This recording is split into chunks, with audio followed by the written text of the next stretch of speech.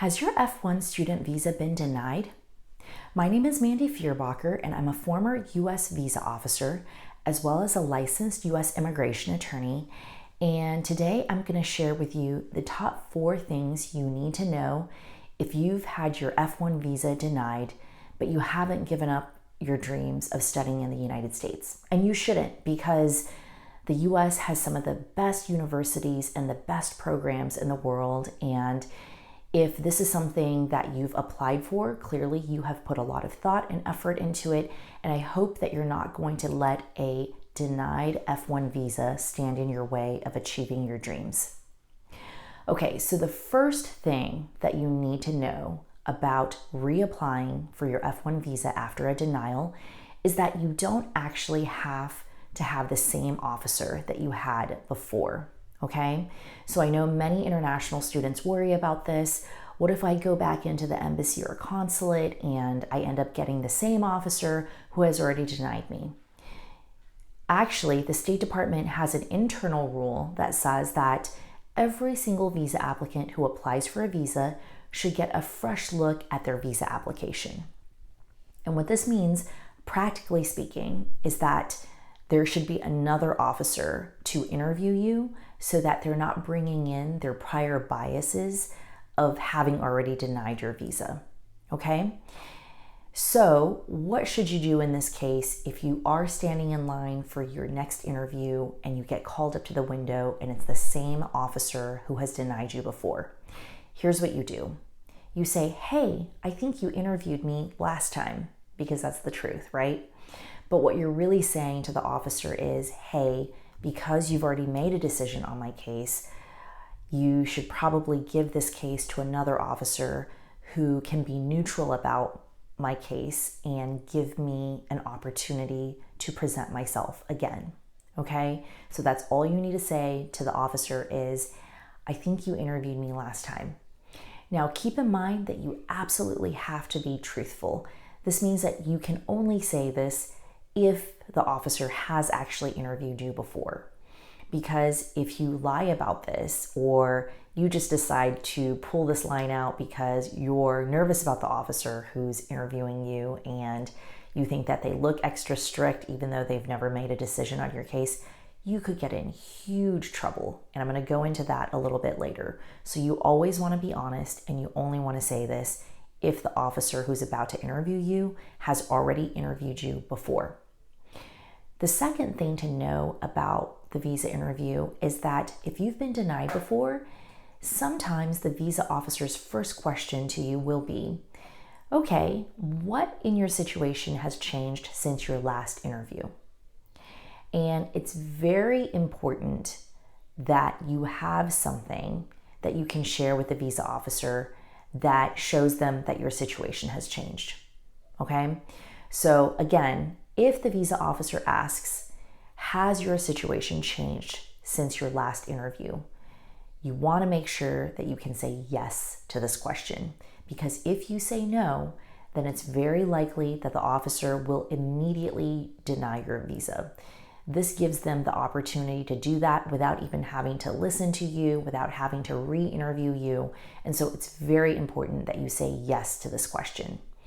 Now, this is a bit of a trick question, because if your last visa interview was only 2 or 3 weeks ago and you were denied, many students ask me, what can possibly have changed in 2 to 3 weeks since my last interview that I can answer that question truthfully?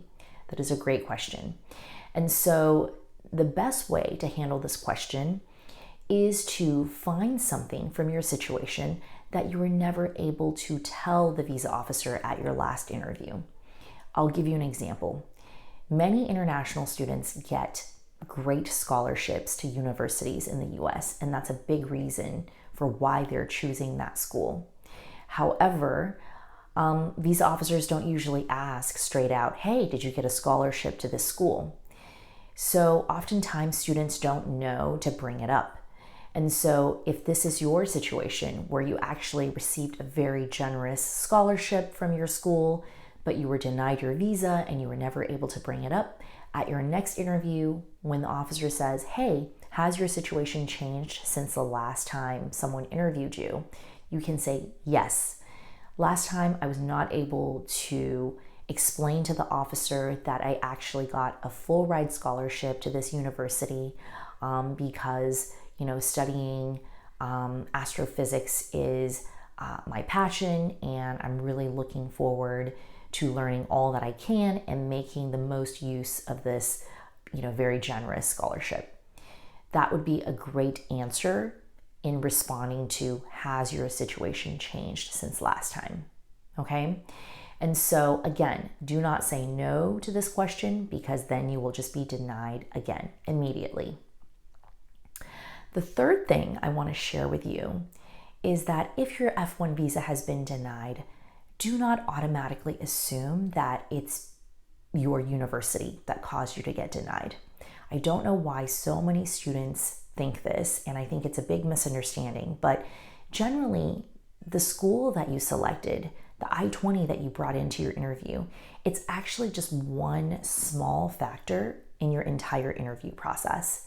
Usually just the school is not reason enough to deny somebody's visa, unless it's like a fake or fraudulent school or something like that. But how often does that happen? So please don't just change universities and get a new I-20 just because your F-1 visa was denied.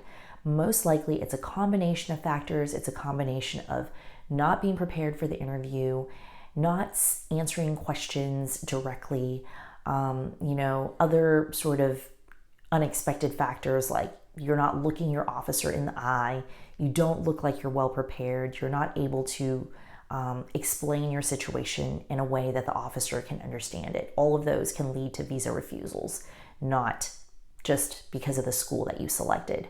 So if you're one of the people that decide to change your schools after a previous F-1 visa denial, keep in mind that that will look very suspicious to the visa officer, because that doesn't suggest that, hey, I decided to get into a better school and now I'm reapplying. What that's really telling the visa officer is, I am willing to do anything to get this visa, even changing my school on a whim, right? So you don't want the visa officer to think that. And so it's probably not about your school. It's probably about your presentation or other aspects of your interview strategy, okay? Now, the fourth thing that I want to share with you that you need to know about reapplying for an F-1 visa is to make sure that you are properly explaining your funding, and also to not change your sponsor just because your F-1 visa was denied.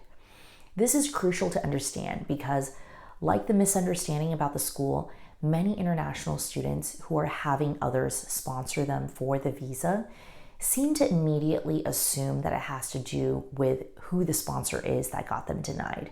And so before they apply for their next visa, they're changing it to a different person, or they're changing their answer and saying, oh, so-and-so is not sponsoring anymore. I am actually paying for it myself. And that to the visa officer seems very suspicious, because how could such a big thing like who's funding your education change all of a sudden after a visa denial?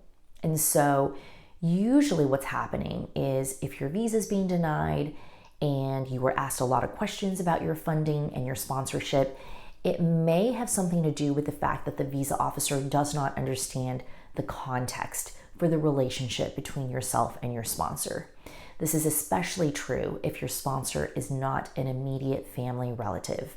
Perhaps it's a distant uncle, or perhaps it's somebody else in the United States. All of these are, I wouldn't say that they're immediate cause for denials, but they will cause the visa officer to wonder exactly what that relationship is. And so in cases like this, it's really important to give context. If it's an uncle or an aunt sponsoring you and paying for your tuition, what makes your relationship so close that they would be willing to do that? You should explain that. Why do they care so much about your education? Because if you can't explain that relationship, then it's going to be very difficult for the visa officer to understand why somebody would pay so much money to send you to the US to study, okay? And again, you want to make sure that your answer is always 100% honest, that you're not just making up an answer. And here's the reason why. if you lie about anything on your visa application, from who your sponsor is, to what school you're going to your actual motivations for going to the US, not only will your visa get denied, but you can actually get a visa ineligibility, otherwise known as a visa ban. And what this means is that you could be permanently ineligible to get a visa approved in any category, not just for a student visa. So this is something that is very serious, and you never want to risk that by telling a lie, or not telling the whole truth, or not being completely honest about your situation, okay? And you may think that the visa officer won't find out, but guess what? There are some very easy ways for visa officers to check up on your story, on what you're telling them, to make sure that you're being honest. They could be looking into your social media. They get those handles from you on the visa application. They could check in on previous applications that you've submitted. So again, never worth it to lie, because you could end up permanently banned from the US. And you don't want that, because that just creates a whole other set of issues. And it means that not only can you not study in the US, you may not even be able to go in the future for business or for any other reason like tourism, okay? So again, keep that in mind. So a couple of other things I want to mention is that if you've been denied an F-1 visa before, try not to apply for another visa appointment until you can find out why you were denied.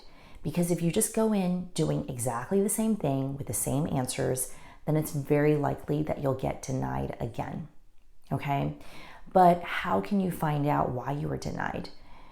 99.9% of the time, the visa officer will never tell you why your visa is denied, okay?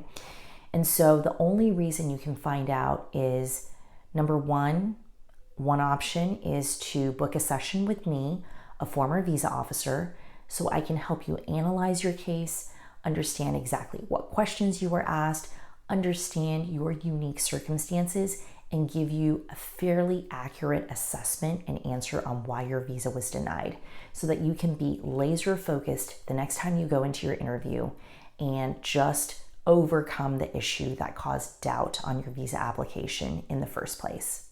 Okay, so that's one option. Another option, if you can't afford my services, is try to think long and hard about what questions you were asked during the visa interview. And there's probably some more information that the visa officer would like from you, more context about the questions that they were asking that you were not doing a good enough job of explaining. So think about preparing for those specific questions that were asked. But again, this is a very nuanced sort of situation. You want to be very careful when you apply, because every single time you apply for a visa, they're going to have a record of it in the government systems and extensive notes taken on why your visa was denied. So it's definitely worth it to get professional help to help you overcome this hurdle, especially if you're not very good at presenting yourself, you're nervous when it comes to visa interviews, you don't know how to be proactive about answering questions. Definitely get expert help. It's just worth it, so that you're not screwing up your visa situation. So much so that, by the time you've been denied 5 or 6 times, even when you can get expert help, sometimes it's not as effective. Okay? I really hope that this video is helpful to you, can help you understand a little bit more about the US visa application process for F-1 student visas, especially if you've been denied. And I wish you the very best on your US visa journey. I hope that I can be of assistance. If you like this video, please hit subscribe so that you can be notified of new videos.